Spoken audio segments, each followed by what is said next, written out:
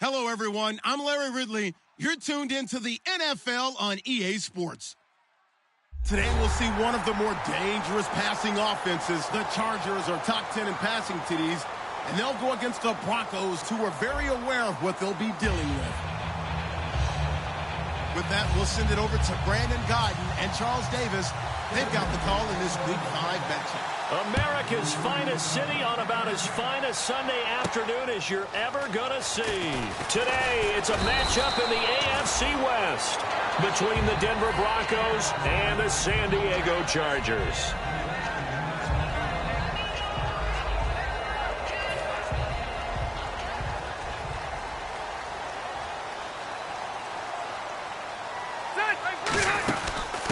They'll run it now out of the gun. And he's brought down. Coach hinted to us that we may see some old power football here in this game. We got a taste of it on that first down run. I love how he hinted it to us, and then when we were watching practice, we were watching what they call inside drill with the offensive and defensive line, and they kept putting more defenders on the other side and saying, block that. I don't care how many guys are in there. I want to run the football this week, and boy, it has paid off for them in this game. They give them 13 yards there on the play and a fresh set of downs. Barney sold the go route really well. Thought he was going deep, then curled it back inside for a nice completion. DBs love when they pump the brakes, don't they? Yeah, that's really a whole lot of fun. It's almost like you said, listen, we're going to sell the go. Just go, and let's see who's faster. 2 yards on the pickup there. It'll be 2nd and 8. Time to get a glance at the offensive starters, and one of those isn't J.J. Watt, but it's Derek Watt that we talk about. Nothing wrong with being little bro here. A starting fullback at the University of Wisconsin. Not many teams are utilizing this position in the NFL, but he fits perfectly. Will be a great lead blocker and can catch the ball in the backfield. They'll try and set up the screen. It's complete. Call that a loss of 5 yards on the play. And it'll be a 3rd and about 13. Time to give a little credit here. That was an excellent read by the guys on the defensive side of the ball. Are you crediting your defense? Got to credit them on that one because they tried to fool them, right? Tried to trick them. Ran a screen, and they went to it and smothered it for a loss of yardage. Play clock down to 0, and that's going to be a delay.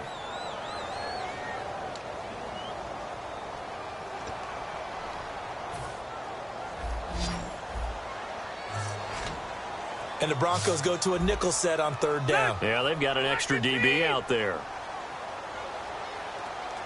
Let's go.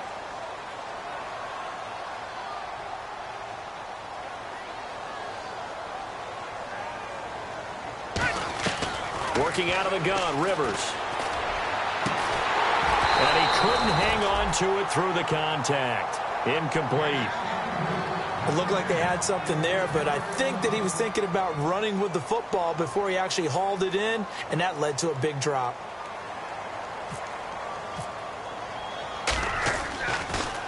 And now a high kick here as they'll try to cover this one. This will be fielded at the 17.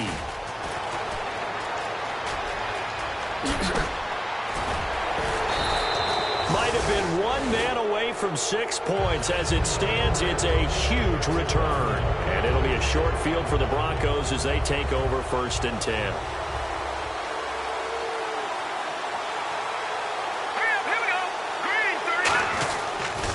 First carry of the ball game now. It's C.J. Anderson. And this defense feeling the encouragement. They stop him at the line of scrimmage on the first play of the afternoon. The offensive lineup now, and the guy we highlight, Emmanuel Sanders. You can use him in any spot as a wide receiver. In the slot, out wide. It doesn't matter. He just makes plays. Just a 1-yard pickup on the play, and they're going to have a 3rd down. Time quickly to look at the Chargers defense. Jason Verrett may not have ideal size as a cornerback, but no one plays the ball better in the air than the guy I call Mighty Mouse. On 3rd down, Lynch. And he fires one, but incomplete.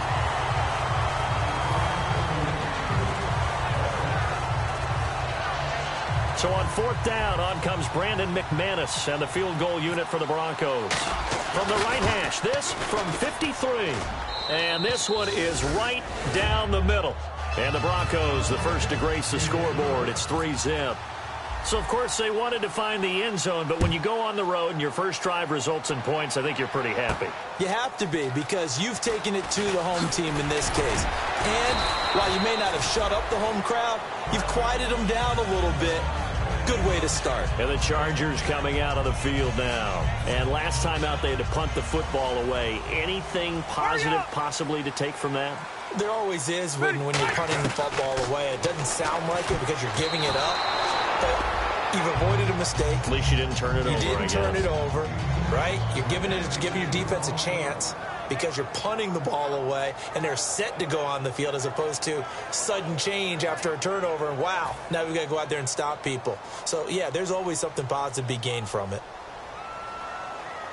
All right, here we go. Throwing again. Rivers on 2nd and 10. Hunter Henry brings it in. And he's brought down. That one good for 16, and the drive will continue. Hunter Henry out of the University of Arkansas was definitely the consensus top tight end in the 2016 draft. I thought he might sneak into the first round. He didn't. But I think that Phillip Rivers is really happy to have him in San Diego. They're already starting to make that connection. So a loss of 5, and it'll be 2nd down. I saw Von Miller in college at Texas A&M. And all I kept hearing about was his speed off the edge to the quarterback. But what impressed me, his balance and his ability to take on blocks and be a force in the run game, as we just saw there. Well, he did almost everything right. Excellent coverage, breaks on the football, just unable to haul it in and take it the other way. So he dropped an interception. The key for him now, don't dwell on it. Just move on to the next play. Throwing, Rivers. And this time he's got the hook up. It's complete. A good pickup there at 20 yards. He went full scale, loose, flexible, finding a way to catch the ball in some traffic for a key first down. Yeah, really a nice job of adjusting to the ball in the air. Not the most accurate of throws, but able to adjust and make the grab. And no escaping this time as he'll go down. They got him for a sack. Brandon Marshall in there to make the sack. He buries him for a loss of 10. Check, Patriot, let's go. Now a 2nd down throw for Rivers. Quick hitter here, it's complete. He'll wind up getting 11 on that one, and that's going to bring up a 3rd down. When you see zone defense and you know you've got a drag route on as your primary call, you've got to be really careful as a passer about how far you let your guy go because he might wander into some tough coverage. All right, now, Lucky 56. Lucky 56. Yo, Rocket. Hey, Rocket. On the ground, it's Thomas. No gain on the play there, and it'll bring up 4th down. Here's Drew Kaiser now as he'll kick it away for the 2nd time. One of the things I love about this game is there's a match of wits throughout the game. Who's going to get the advantage? Who's going to catch someone off guard? It's like the offense thought they might catch the defense off balance with that play call, but unfortunately, that didn't work for them. And Denver getting set to take the field. And they split the uprights last time for 3. They've got the lead. They're not going to play this conservative. They're not hoping for another field goal. They're hoping for a touchdown. I'm with you on that one. I like where your head is. I like the way you're thinking because you're exactly right. Trying to sit on a lead and play that way, that doesn't work too well for most teams. Run your offense. Run what you do best. Exactly. Put it all the way down and try to increase your lead in a big way. And the best way to do it, touchdowns.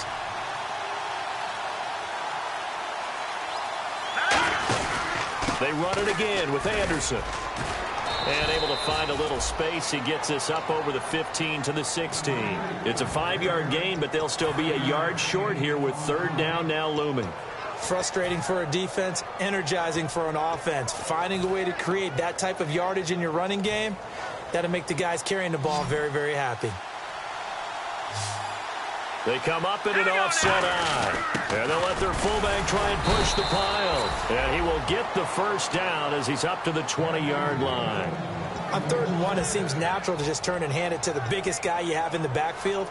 But usually, he's not the primary runner. So for the defense, they're often keying on the running back because he's the guy who gets the ball more often, and the fullback is the blocker.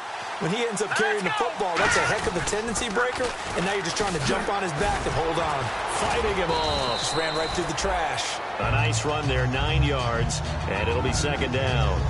I know the toss play begins with the guy taking the snap and turn around and tossing it to the runner, but where the real intrigue is Can they seal the edge, whether it's an offensive tackle or a tight end, in the direction they want to run the football? If they do that, that's the result that you get, that type of a gain. If they don't, oftentimes it's not a very successful play. And he gets this up across the 35 before he's out of bounds. Offensively, they liked their situation, so they tried to take a shot downfield, but no one was open. So it was tuck it and run time, and he picks up a first down. On first down, it's Lynch. And the catch made. This is Emmanuel Sanders. And he's brought down after a good gain. And that's one of his advantages of a passer, is it not? With his height, setting back there in the pocket, firing it over the middle, he can really see everything clearly. It is, and I know that other quarterbacks get it done different ways, all right? You don't have to be his height to make a great play. But what he does is he takes away having to make those slide steps in the pocket to find angles to throw the ball through. He just throws right over the top of it because he can see everything, and sometimes that saves time and gets the ball to a receiver quicker.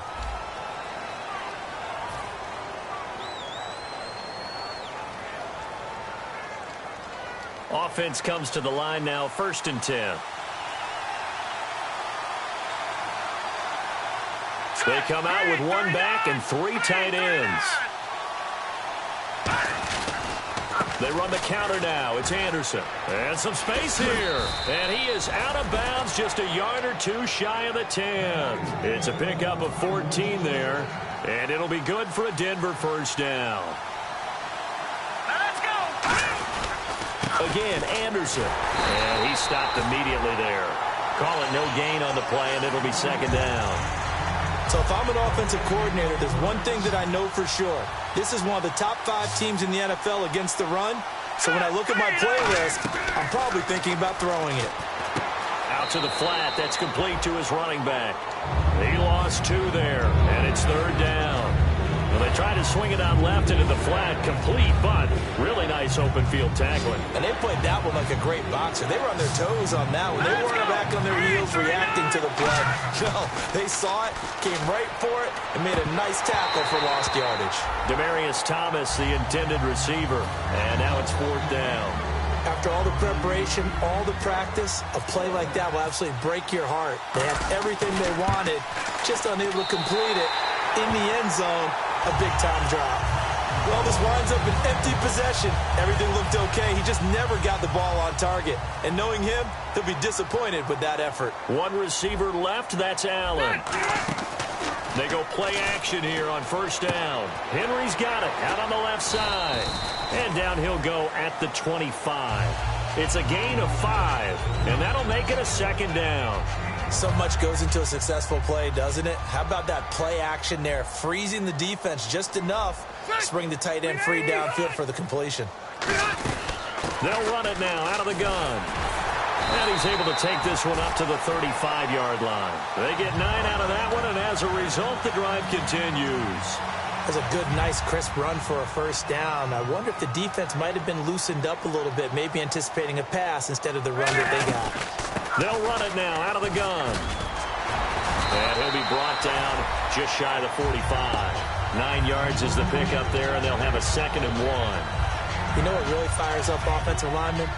When the guy that is carrying the ball behind them can create his own space and break a tackle along the way. Rivers now on 2nd down. And he's going to drop this off to his fullback. And he's brought down.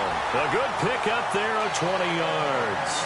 And they pick up a first down, and that came out of the fullback position. But as you and I both know, that doesn't necessarily mean that's a fullback playing in that spot. Well, times have changed, right? The old school fullback doesn't really exist anymore. We're not getting that same player out of college. With all the spread offenses, not very many pro style, where you actually have a true fullback.